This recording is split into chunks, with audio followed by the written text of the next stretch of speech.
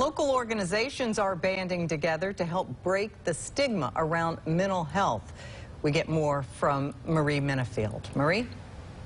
Yes, after another mass shooting, mental health experts are providing adults and children with a variety of resources to utilize in order to help them work through their grief and trauma. Mass shootings are tragically becoming more and more common in the U.S. Finding ways to process these emotions that accompany the grief is a difficult reality.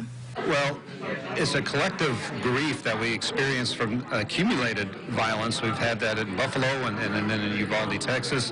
First of all, I think adults need to be able to process that information to get their head around and understand their feelings and how it's affecting them, and have conversations with other adults, with friends and family.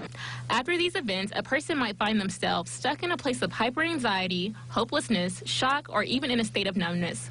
According to a local mental health professional, don't feel embarrassed to seek help in finding resources to aid in coping. And especially for parents, they need to be able to understand themselves and the situation, how they feel, before they go and be able to talk to their children about what happened. Because the children will kind of look to them for how to respond, how to react, and if they're not handling it as well, the children will not handle it as well.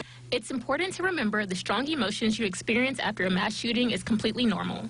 Mental health specialists say limit your exposure to the details of the traumatic event to avoid overstimulation.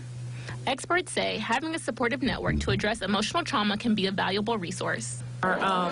Just making sure that we practice very good self-care.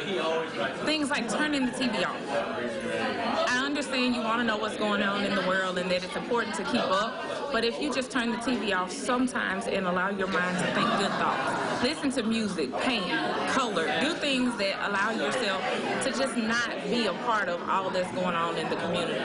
Because even though it's going on around us, it's important to protect your personal mental health and make sure that you kind of filter what's coming into your sight. Finding a support group, a therapist, or leaning on your family during difficult times is a few of the many healthy ways to cope after one of these gut-wrenching tragedies.